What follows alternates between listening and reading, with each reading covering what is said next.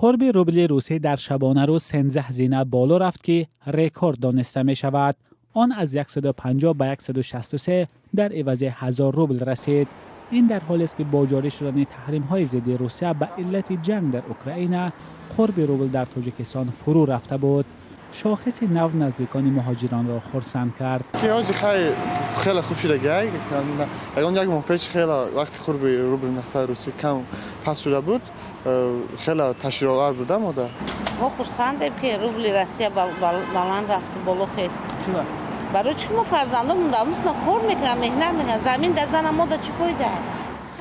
پرواز قرب روبل روسی برای برخی از کارشناسان یک عمل صنعی به نظر می رسد. برخی از آنها این جهش را موقتی می دانند. نظرهای دیگر هم وجود دارد.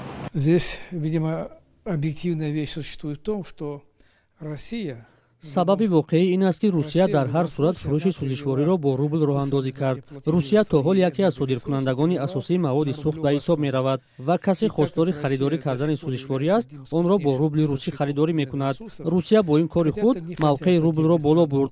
ممکن است بالوروی قرب روبل صنعی باشد چون هر اقدام سیاسی دیپلماتی این صنعت بردن مبارزه است.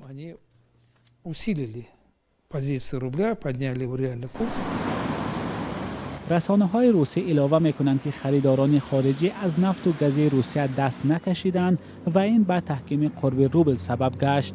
ولی این عقیده هم صدا می دهد که کشورهای نزدیک به مسکو تلاش دارند اگر رسما از جنگ روسیه در اوکراین حمایت نکنند هم با راه پشتیبانی از پول روسی موضع گیری خود را بیان دارند.